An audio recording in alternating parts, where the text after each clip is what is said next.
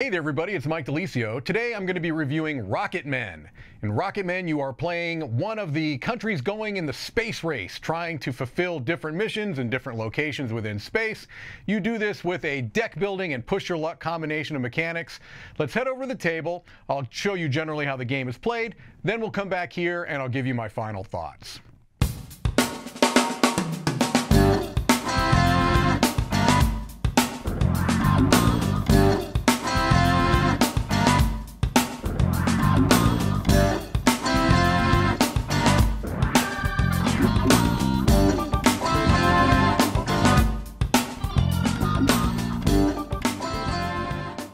Okay, here we see a setup for Rocketmen. Rocketmen is a deck building, push your luck game where you are involved in the space race and you are trying to launch missions to one of three different locations. Either Earth's orbit here, which is represented in this area of the board, or the moon, which is represented in this area of the board, or Mars, which is represented in this area of the board. Right here you see a player board, and we're just going to use blue as the example here. Every player is going to have one of these boards in their own player color. They're going to have some tokens over here, and they're going to have their starting deck of cards, which are the same for every player. The only difference being that they're going to be color-coded, okay? But everyone starts with the same deck of 12 cards. What you're going to do is you're going to shuffle up these 12 cards. You're going to draw a starting hand of 6. All right, so there are different regions of your board. This is going to be, like I said, your they call it your HQ, which is really where your deck is. This is going to be your mission plan, where you're going to be determining what type of mission you're going to be undertaking. This is your launch pad. You've got a headquarters, or excuse me, this is your headquarters. You've got a place where your discard pile is going to go, and you play your cards out here. All right, so in Rocketmen, cards have oftentimes multi-use to them, okay? So for example, this satellite card here can either be used for $10 to pay for something, or it can be used as a mission. This base only can be used as a mission card. It doesn't have any symbol up here, all right? Also, it could have a rocket symbol, which you're going to be using in your launch pad. I'll show you about that in a minute. But basically, when you play a card, you're going to be using either the money or perhaps a mission, or maybe they're going to have some type of ability on the card. It might be a discard ability, it might be ability that gets triggered in your launch pad, etc. Okay, so on your turn you're going to take as many actions as you wish, and you've got this player aid card, the space aid kit, that's going to kind of tell you what you can do. But the different actions are: you can buy a card from the display, you can place them in a number of different places. You can discard cards from your hand. Unlike most deck building games, you're not required to discard every card you have at the end of your turn. You can hold some cards over and then just draw back up to your hand limit, which starts at 6, although that can be increased throughout the game through a number of different factors. So one of the things you're trying to do is set up for missions. That's really the main goal of the game, the main way you're going to get points. So let's take a look at one of these missions. For example, this spaceship mission. This has 3 different locations you can go. You can either have a spaceship mission in the Earth's orbit, or the moon, or the Mars. Or Mars, I should say. Not every one of these missions is available in every spot. You see, the spaceship is located in all 3, but there are some missions that are only found in one particular area.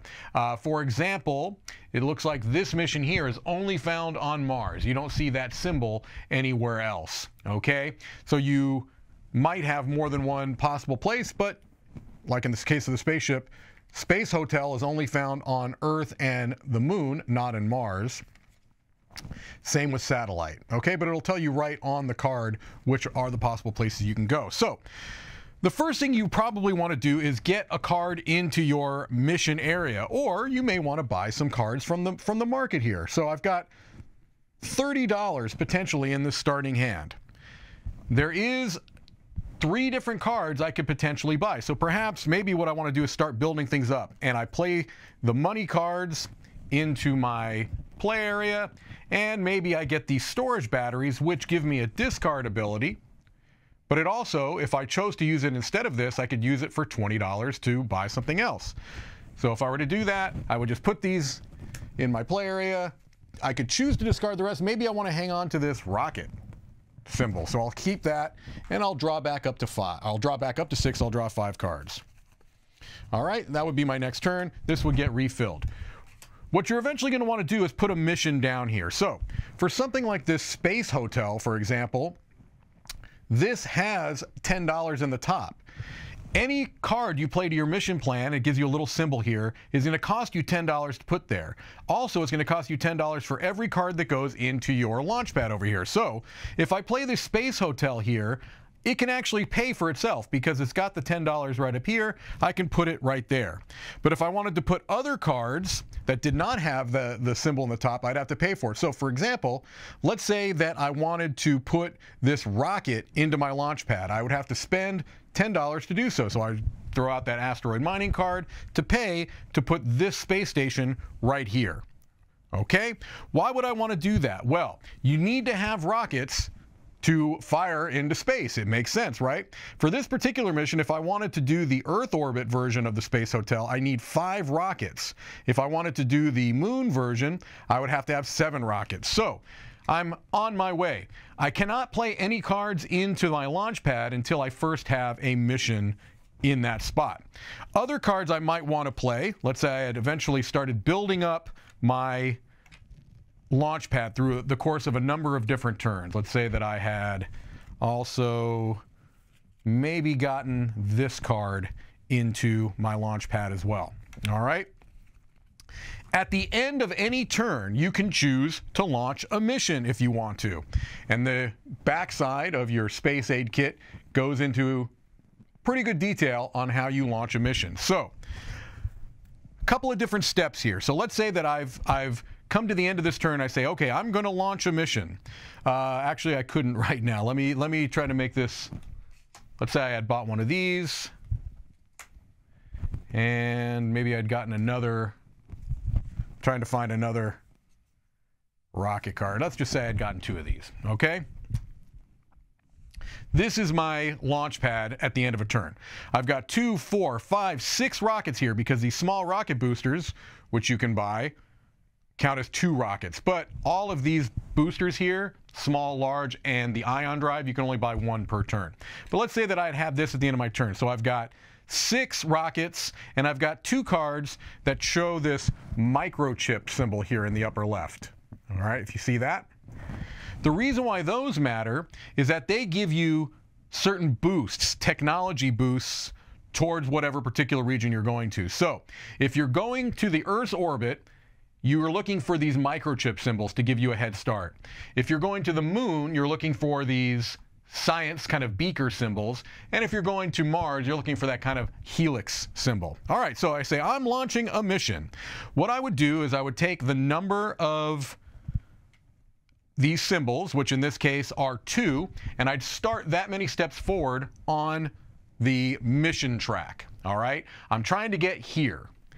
The other thing is if you have any cards that have that little asterisk symbol there in your launch pad, because it gives you some kind of ability. This says during launch, advance your marker 1 space on the mission track. So I actually am starting in spot 3. I've got to get here. How do I make up that difference? This mission success track is how. And for each of these missions, there's a certain number of cards that you can draw up to. In the case of Earth, you're drawing up to 3. Moon up to 4, Mars up to 5. So this is where the push your luck comes in. They've got the distribution of cards that are within this deck printed right here. Within this deck, you have 1 card that is a 4, 4 cards that are a 3, 6 cards that are a 2, 5 cards that are a 1, and 2 zeros. So you would shuffle up this deck, and you start drawing 1 by 1 these cards. So let's say, here we go. I'm pushing my luck. I got a 2. I'd move forward 2. At this point, I could stop and say, look, I don't feel good, although right now I do feel good. I don't feel good. I don't think I'm going to make it there in another 2 flips. If I stopped right here, I would not lose anything this turn other than I would not have a successful mission. Because what you're going to do is you're going to take the number of cards you drew minus 1 if you stop and remove it from your launch pad. But right now, I drew 1, minus 1, that's 0. I lose no cards. Now, let's say I flip over the next card. It's a 1. Okay, now on this next flip, if I get a 0 or a 1, I'm going to fail the mission. So now I might say, all right, I'm not going to take this risk. I'm going to stop the mission right now. I would lose one of these cards out of my launch pad. It would just get discarded, and then I could live to go another turn with still a whole bunch in my launch pad. But let's say I keep trying. Hey, I got there. 2. That's great. I succeeded in the mission. So what I would then do is I would take one of my little tokens here and I would place it on the corresponding mission. So this is the Space Hotel mission on Earth. I'm the first one to go there, so I get 3 points. I'd move up the tracker here. Anybody else who was doing this mission would get 2 points. And I also get a bonus. You look in the bottom right of the card. This says that I'm going to get a permanent $20 per turn that I could spend. And I would place this token right here on my board. So now I know on future turns, I always have $20 I can spend each turn. You just flip it over to show you've used it. All right. Then this card would get moved here. All of these cards would go to my discard, and you continue to play as such. All right. So the general flow of the game is just like that. You're going to continue to buy cards from the market. You're going to probably have to buy some rocket boosters to make sure you get enough rockets, especially for these larger missions. The first person to get to the moon gets 1 point at the end of the game. In addition, and the first player to get to Mars also gets a 1 point bonus at the end of the game. A couple other things to keep in mind is that you've got these threat cards, and these don't really do anything. They kind of clog up your deck, but they do give you 2 points at the end of the game. And if you don't buy them, they just kind of sit here in this market row and clog it up. So you are going to eventually want to buy those. They do get more expensive as you move up this score track. So if you get to this spot, it's going to be $10 more than whatever is on this card. If you get onto here, it's going to be $10 more, and you have to spend another particular symbol to be able to buy that card. The game is going to continue to go until you reach a scoring threshold based on the number of players. So in a 4-player game, 18 points. In a 3-player game, 21 points. In a 2-player game, 23 points. At the end of the game, you're going to total up any bonuses you get from being the first one to go to Mars or to the moon. And you also, at the beginning of the game, would have drawn randomly 2 of these personal goals.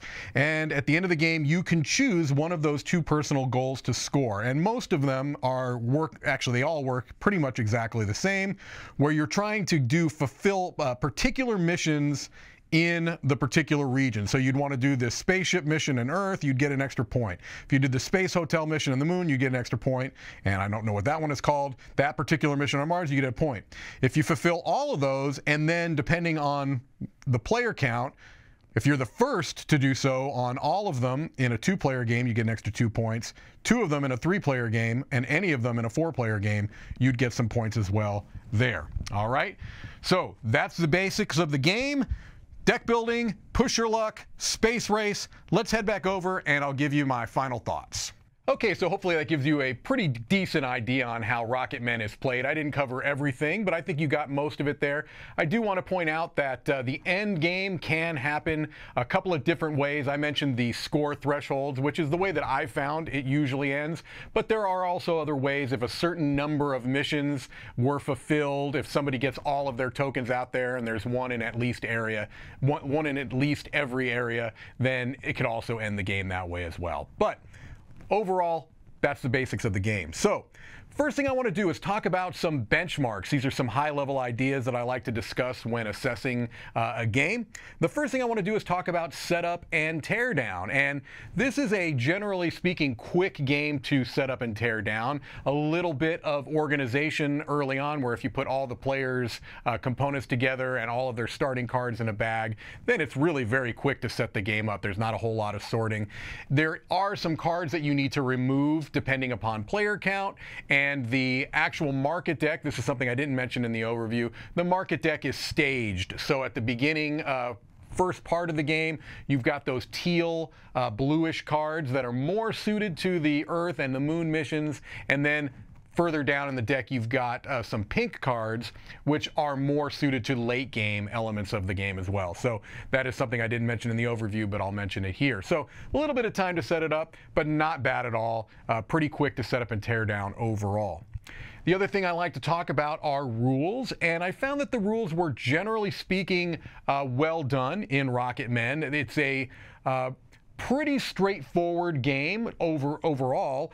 They do have a variant in the game for players who are not familiar with deck building games, and that might help, but I don't really know if that's even necessary. It's a relatively straightforward game.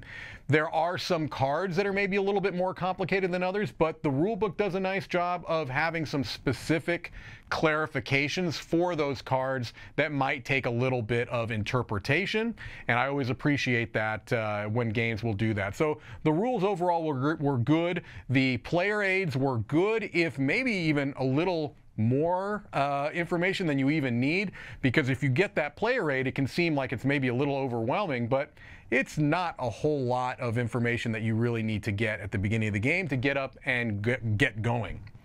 All right, the other thing I like to talk about is art and components, and here we've got a bit of a mixed bag, but honestly mostly negative here, unfortunately.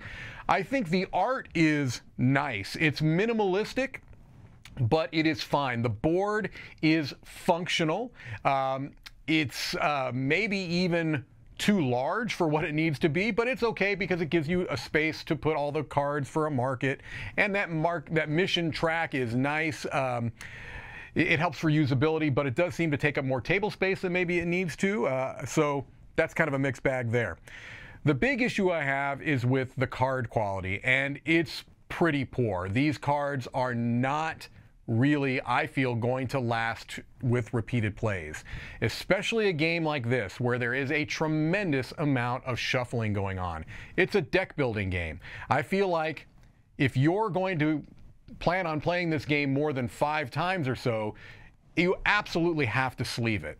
And it's even more important with those mission success cards, because with them being black bordered and so easy to kind of chip off little pieces of those black borders, you could potentially know what card is coming up, and that could be game breaking. You really, if you know what a particular card is coming up on that mission success deck, that kind of ruins it. And so I feel like in a game like this, where there's going to be a lot of shuffling, where the main component, I would argue, are cards, this is essentially a card game more than anything else, you really need to come with better quality cards. Linen finish, black core cards, cards that you feel are going to hold up to repeated plays. In this game, I feel like they will not. You have to sleeve them if you're going to get any type of plays out of them. I understand wanting to keep the price point down, and perhaps that's one reason why they would go with lesser quality cards. However, there are so many other places I feel like they could have maybe cut some costs and still kept the usability of the game high. For example, the player boards. Those player boards are actual cardboard. I felt like those could have been card stock and still been perfectly functional and usable. You didn't need the player boards to be that full cardboard. So maybe make those card stock, spend that extra money on giving us really good quality cards. I mentioned those player aids. Maybe put those on cards, because you could have condensed the information, I feel like, a lot on those, and then had that extra money again going towards these cards. So that was a big downer for me, because even after the first game, I felt like the cards were starting to show wear. Okay, overall game impressions. Well, I want to first talk about some positives, and then towards the end, I'll talk about some things that did not work as well for me. First of all, positives. I really, really like this theme, and I feel like the mechanics in the game, especially the push your luck mechanism, really helps evoke that theme. And so one of the potential negatives that I am going to actually talk about a little bit is that push your luck means that there are some times when you might fail. There is a nice little thematic tie-in there, because not every one of these missions are going to be successful. Not every space mission is going to be successful, and so there is definitely a bit of that tension involved. I'll talk about whether I feel like it's a reasonable amount of tension or not in a little bit. But I do like the theme and feel like the push your luck mechanism does a good job of evoking that theme. Another positive is that I feel like this is a deeper game than it first appears. The first time I played it, there were some emergent strategies that I did not really kind of notice until I continued to play the game. I'm especially talking about how you utilize your launch pad. I think in my first game, I did not understand fully how you can put some cards into your launch pad fully knowing that they don't really help you in a particular mission you're going for, but that they're cards you can purposely have in there that you can burn in case you need to kind of quit your mission early. Little things like that. There are cards that are maybe more useful than they may have appeared to me the first time I played the game, that as I played it more, I'm like, oh, now I really see why this card might be useful. And so I appreciate games that are more than they might first appear, and I would actually say that that's a hallmark of this designer's games. Martin Wallace, a lot of times his games are deeper than they might first appear. All right. Another positive is that there are a lot of deck building games out there. There are a lot of push your luck games out there. This feels unique in both of those genres. It doesn't feel like every other deck building game I've played. It certainly doesn't feel like every other push your luck game I've played, and I do appreciate that. Two very well-known and potentially well-worn genres that are given a bit of a twist and brought together to create something that is different in both of those genres. Okay, so now the things that did not work well for me. I feel like the game is too long. It feels too long for the experience that you're getting. It's themed around the space race, so you feel like there should be this kind of racing, this tension for this race, and it doesn't feel that way. Honestly, a lot of times the game feels pretty plodding. There are too many turns, I feel like, that are somewhat dead turns, where you are almost just selectively discarding particular cards, holding on to others because there's a very certain type of cards or number of cards that you need to have to fulfill that mission. And so you might have 2-3 turns in a row where you're kind of cycling through to try to get the cards you need to put into your launch pad to have a successful mission. The turns go quickly enough in general, but when you have 2 or 3 dead turns in a row, it can feel pretty unsatisfying. It can lead to a plodding, unfulfilling pacing in the game. So it just feels like the pacing is off. The other thing is that it can feel overly punishing, and I talked about this a little bit before when I was talking about there being a push your luck and how that can be thematic, and I like that, but it can also feel punishing.